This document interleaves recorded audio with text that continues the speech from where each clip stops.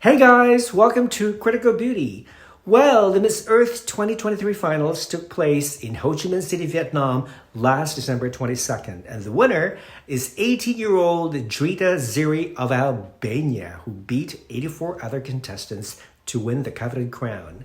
This is the first time that Albania has ever won any major international pageant. But before I continue, if you're new to this channel, welcome. If you haven't subscribed yet, please smash the subscribe button and the bell icon below to get instant notification for the next video. The pageant opened with the 85 contestants dressed in áo dài, the traditional outfit for Vietnamese women, introducing themselves in groups of 5, imitating the introduction format of Miss Universe. Some of them were screaming out their names in the style of Miss Grand International. The introductions were followed by the girls performing the áo dài dance. They were accompanied by the outgoing queen from Korea, Mina Choi, and by the owner of TNA Entertainment, Trong Ngoc An, who gave an opening speech to welcome the delegates and visitors to Vietnam, as well as to raise awareness about environmental issues. The show was co-hosted by James Deacon, returning for the 7th time, but this time he was not alone as he was accompanied by Toi Dong, Miss International Vietnam 2017 and second runner-up to Miss Vietnam 2016. The pageant took place in an open-air stadium located at the largest water music park in Vietnam, located in Tuy Doc City, just outside Ho Chi Minh City. The stage is large enough to accommodate all 85 contestants. I don't have anything against open-air venues, but you could hardly hear the cheers and noises coming from the audience as if they had been muted. Nevertheless, the audio coming from the stage sounded very crispy and very clear. This year's Board of Judges consisted mainly of Vietnamese and non-Vietnamese sponsors by Truong Ngoc An herself, Miss Earth 2015 and Jelly Ong, and all 3 top executives of Carousel Productions, the owner of Miss Earth. I'm glad that the Board of Judges comprised of both men and women, and I hope they stick to this arrangement forever. The introduction of the Board of Judges was followed by a musical performance by Johnny Duong with 6 male dancers. After his performance, all 85 contestants, wearing white and pink swimsuits, enter the stage and perform a lengthy, up-tempo dance number. Then it segues to the announcement of the top 20 who were selected based on figure and form.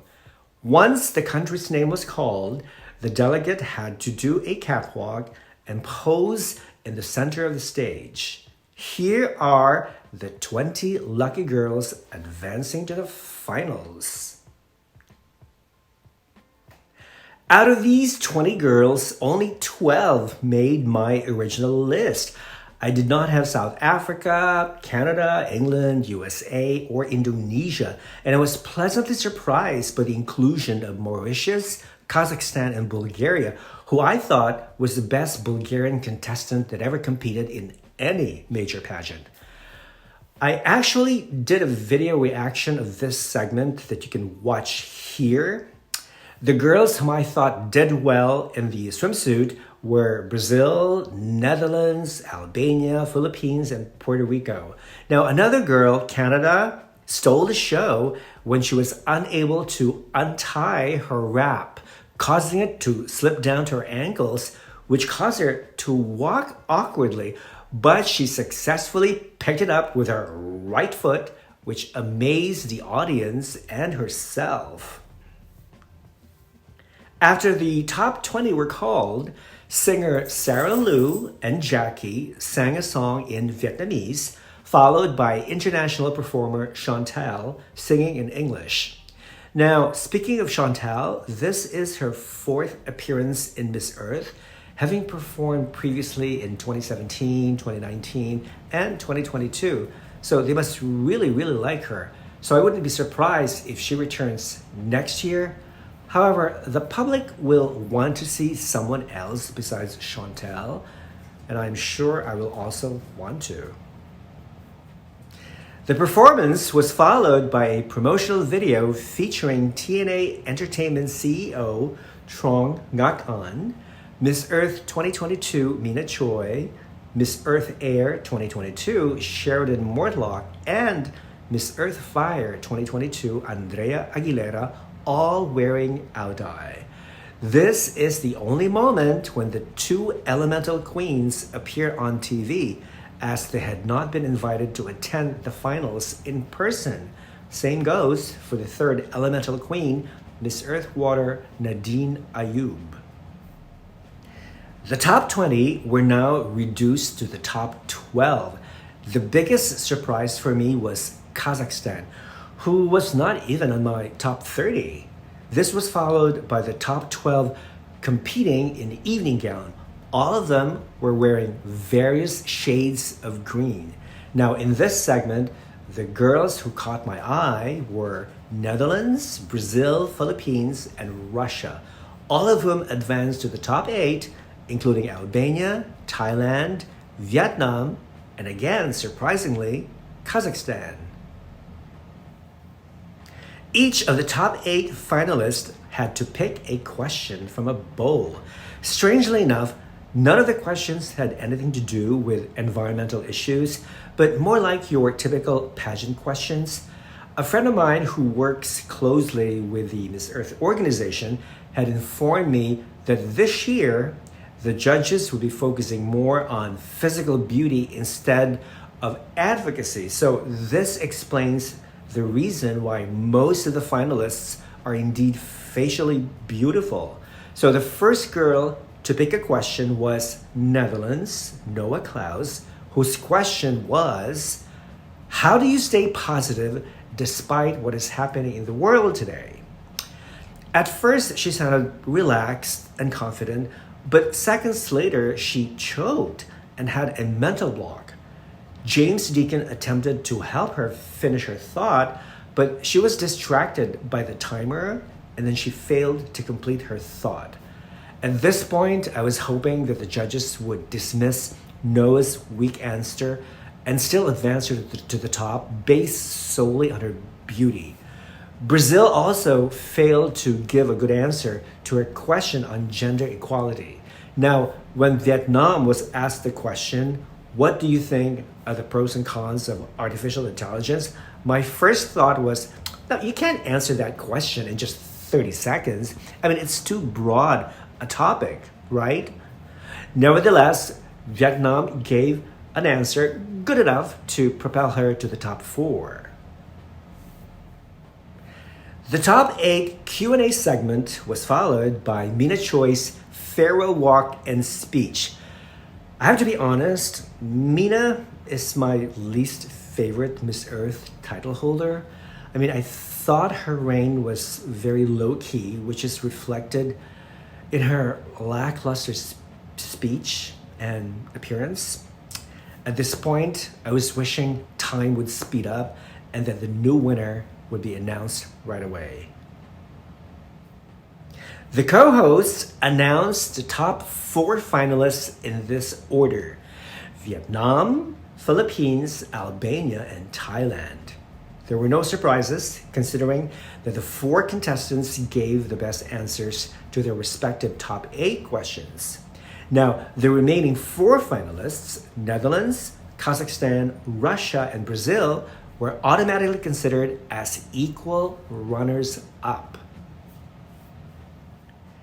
Each of the top 4 finalists had to respond to the same final question, and the question was, an official at a recent climate conference was quoted as saying, "There is no science behind the calls for the phase-out of fossil fuels.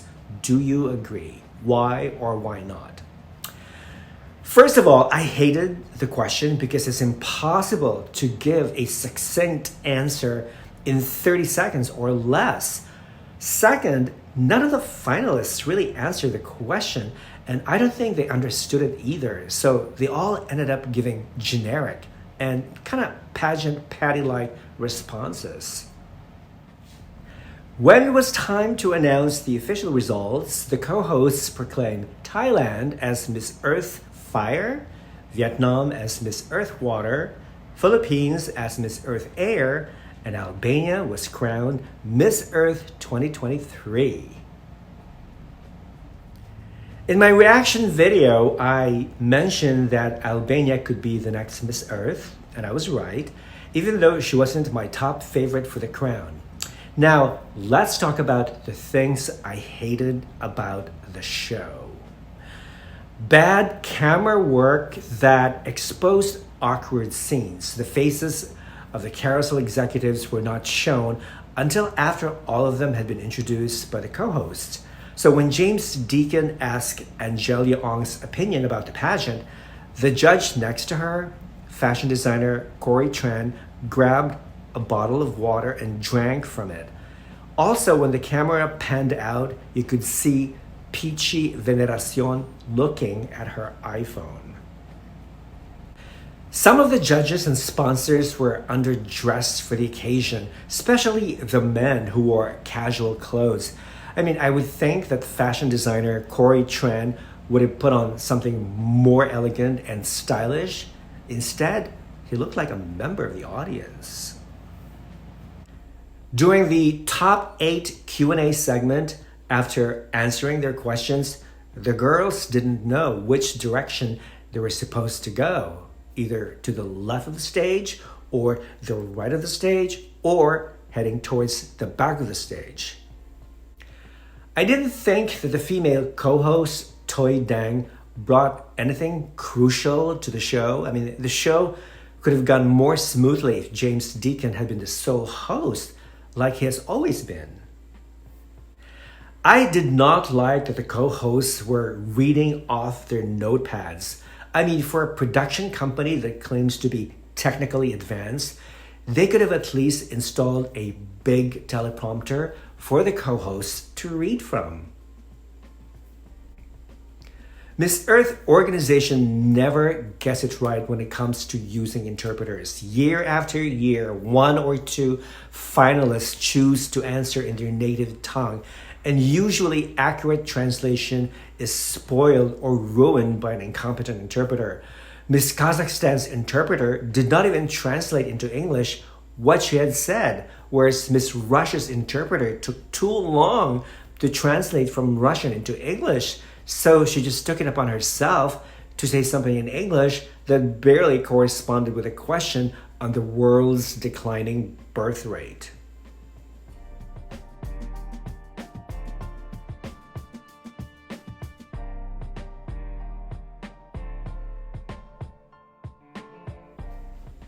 Now, here are some things that I liked about the show. I truly enjoyed the performance of various artists. I thought they were very talented, and I found myself actually dancing to their music. I liked the swimsuit dance where the girls got to showcase their dance moves and their lovely figures. I like that the show highlighted Vietnamese culture as shown on stage with the girls wearing áo dai or off stage with pre-recorded videos featuring Vietnam's beautiful sights and sounds. And for the 3rd straight year in a row, a small country without a sash factor won the crown. This means that Miss Earth is not putting weight on pageant-obsessed countries, but rather on the overall performance of a delegate, regardless where she comes from.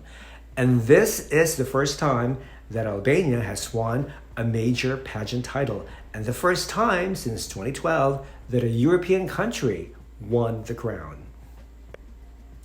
As for the winner, Drita Ziri, I think she is stunning. And even though her answer was not the best among the top 4, I'm glad that the judges selected her for her overall performance, which was outstanding.